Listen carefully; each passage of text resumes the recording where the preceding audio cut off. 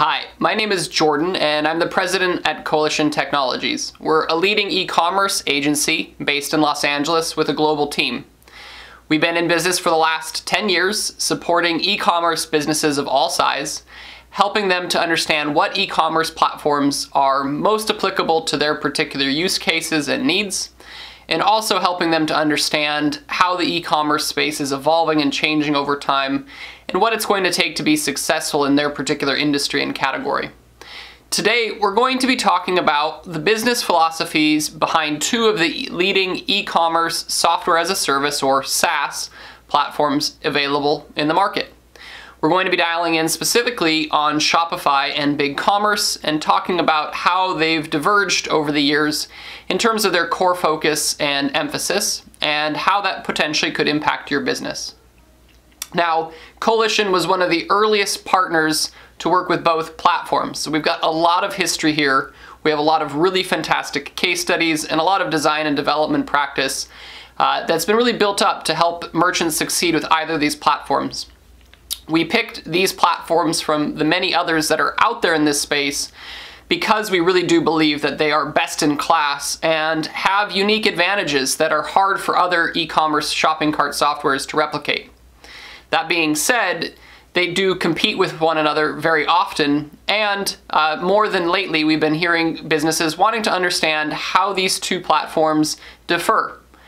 Now, we're not going to dial into specific features extensively today. This is more about business philosophy and what we've seen over the years change in sort of the underlying theory that drives these two platforms' leadership teams. Now, both of these platforms really had a similar core philosophy to begin with. When we first began working with BigCommerce and with Shopify, really they both said something to the effect of, we're not aiming to be the e-commerce platform for every business.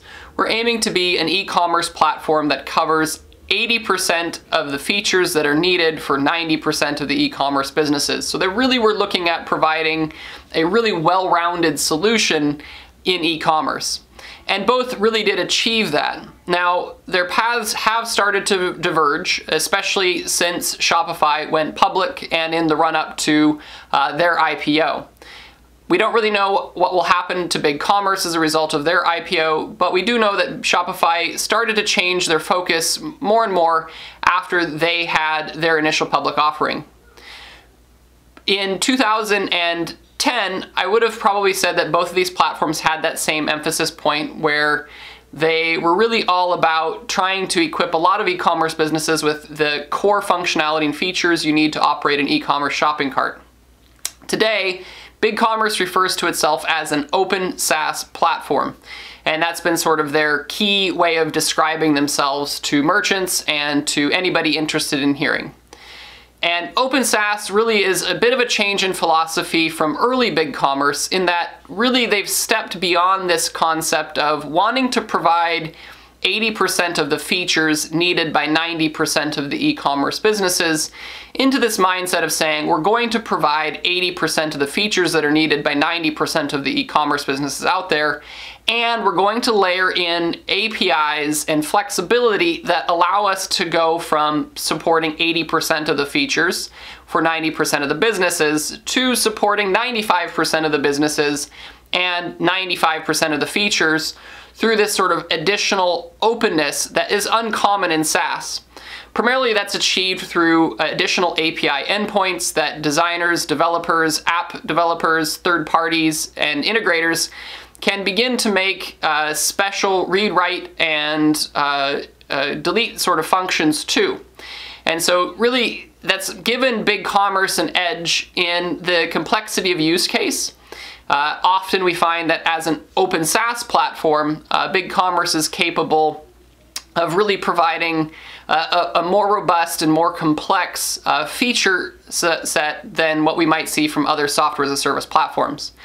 There is a common mistake when people talk about open SaaS as a concept for BigCommerce that they think it means that BigCommerce is really only intending to give you a model with a bunch of little pieces that you then need to assemble.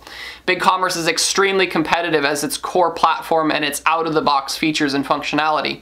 The openness is just an extra layer that enables businesses to create more than what is natively possible through the actual core e-commerce platform or through its robust app ecosystem.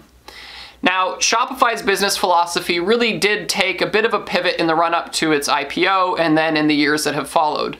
A really big point of emphasis for Shopify has been trying to look at additional revenue channels where e-commerce businesses invest outside of their core e-commerce software and umbrelling those into the Shopify platform in such a way that Shopify can provide perhaps a more seamless experience, but also take on some of that expense in a way that helps Shopify grow its revenue. Now, that does sound critical, and in some ways it is. We feel like there has been a slowdown in some of the development pace and innovation that we saw in Shopify really from 2017 through late 2019. There are indicators in 2020 that they are more aggressive on their core e-commerce platform development and making that more competitive with platforms like BigCommerce. However, in the meantime, in sort of that last 3 to 4 year stretch, Shopify has been really looking at adding in additional kind of channels of e-commerce functionality that most e-commerce businesses don't struggle with extensively. So Shop Pay, as an example, is a great solution for Shopify shareholders and Shopify's business because it allows them to capture additional percent of every transaction that occurs through that payment gateway that would otherwise go to gateways like PayPal. They've also introduced a fulfillment network, and they've launched the Shop app recently, and they recently partnered with a firm to offer installment payments. Now, each of these things is a potential way of reducing some of the friction inside of an e-commerce store operation. However, part of what we typically see happen as a result is that this is really more of an opportunity in incrementing Shopify's take rate on a per merchant basis, that it really is about equipping merchants to do things that they're not capable of doing today. You could have a firm on a Shopify store without having Shopify installments available to you.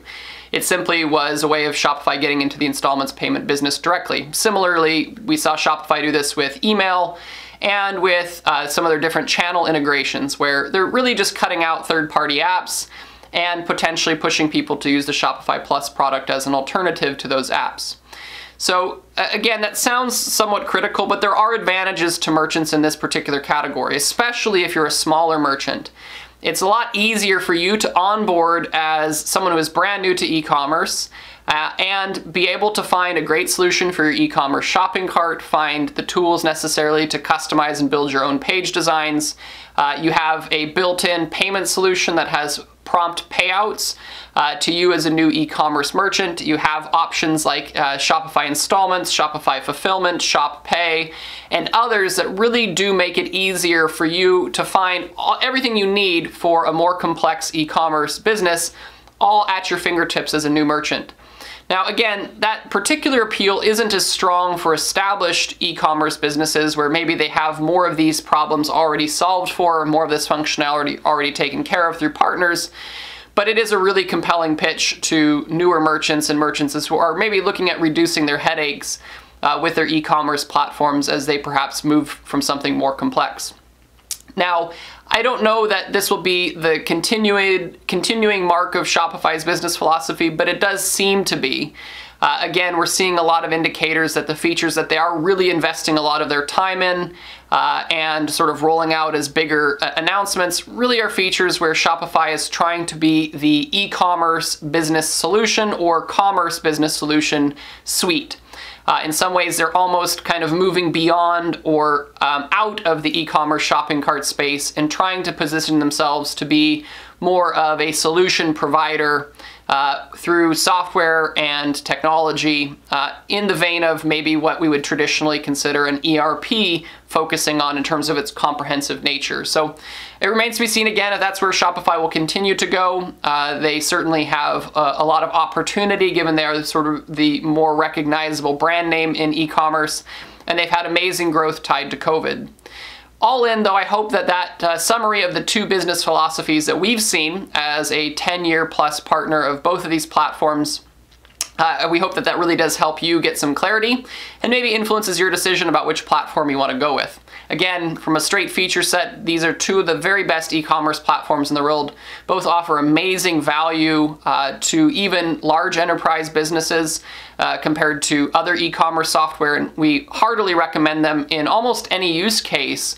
And so we really are pleased to work with both of these platforms now and into the future. And I think there's a lot of exciting things for merchants who use these platforms that are coming down the pipeline. So if you have any questions, we'll have a link to our blog post that covers this in more detail.